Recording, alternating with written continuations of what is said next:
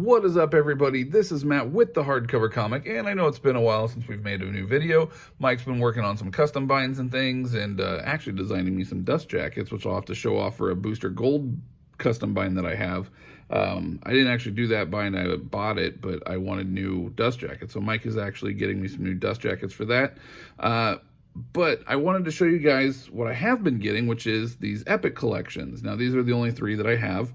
I'm fairly new to the whole idea of even collecting epics because, well, we are the hardcover comic. We basically collect hardcovers and custom binds. But that being said, I originally bought these because I'm going to custom bind them into one big Moon Knight custom bind. I actually have a ton of trade paperbacks of Moon Knight from over the years, and then almost all of the floppies from the Mark Spector Moon Knight run. I'm missing like maybe 7 or 8 issues of that. Once I get those, then I'm going to custom bind. I know the Stephen Platt issues are worth I don't care. I'm going to custom bind all of those as well. So I'm going to have like a nice like 5-volume Moon Knight custom bind eventually. Don't know when I'll get around to it, but it's gonna happen. But when I got these epic collections, I was actually really blown away at how much I like them. Like I said, I am probably gonna custom bind these, but it got me thinking about other epic collections, and the epic collections that are out there are really great, and they really shouldn't be scoffed at. They fill in a lot of holes where omnis are. They have some other nice little features to them, which I'll kind of dive into here, that I wish some omnis did. It would be nice if they did, because let's be honest, not all of us want to collect maybe Amazing Spider-Man Volume 4, because, well, I mean, it is a good run. I'm just using it as an example, but say a volume number, because you don't like that run or what have you, but you want the next volume because you do like that run, and I'll explain all that. But so here we are. This one is Volume 1, Volume 2, Volume 3, and so on the back here, it's $40 US cover price, $44 Canadian. Obviously, you can get these less expensive unless they're out of print, which apparently these go out of print fairly often, but Marvel tends to reprint them a lot, so just hang tight, and apparently it'll be reprinted. But I really like here what they do. It says Volume 1, and then it says the years, 1975 to 1981. This is going to collect Moon Knight's very first appearance and second appearance, Werewolf by Night 32 and 33, along with a bunch of other first appearances and kind of guest spots that he does throughout before he starts his own series, and they do the first 4 issues of his solo series in this one. So this collects 75 to 81. Now, if you notice on the spine, they have really cool spines when they see them all together. I actually recently just joined a Facebook Epic Collection group, so if you guys are interested, check that out. Really great group of people, and it shows a lot of collections where all the epics and things are lined up and like color-coded. It's actually kind of cool, I'm not going to lie, it looks good. But since the volume is on the back, they're not on the spine. It's like I was saying earlier, if you didn't want, say, Amazing Spider-Man Volume 4 in the omnibus, you wanted these in epics instead, you could skip that volume and nobody's going to know.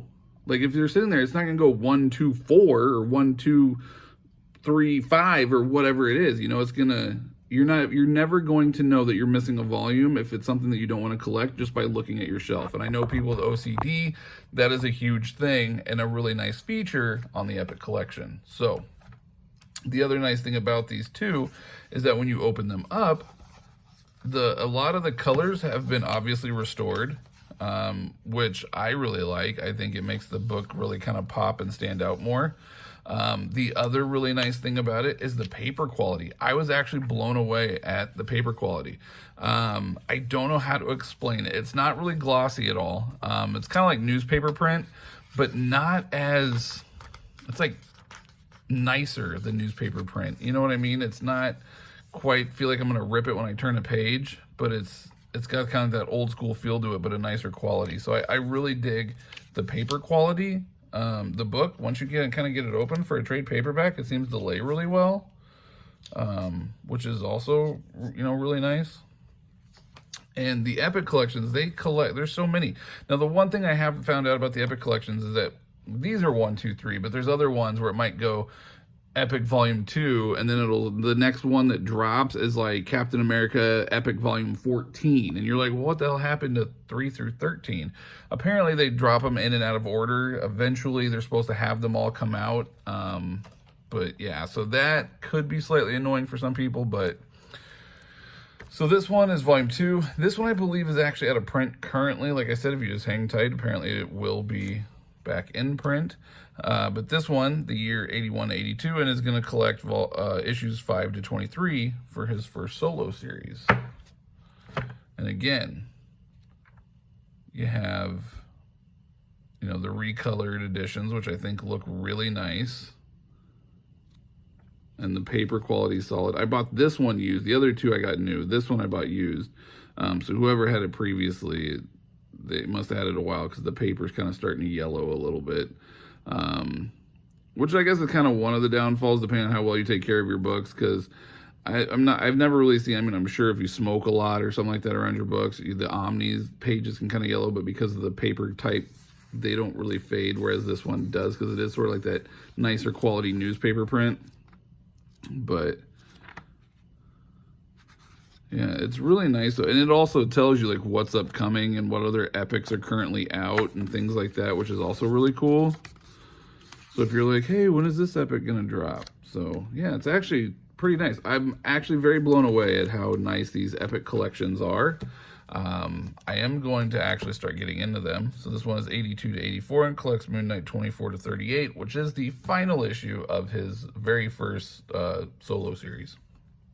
So yeah, but I am very impressed at these. I think they look really nice on the shelf. Like I said, join that Facebook group if you guys are interested in epic collections, and you guys will see tons of people with crazy epics and how nice they look on a shelf. You can color code them. You can put them by character. You can do all these really cool things with them. It's pretty cool.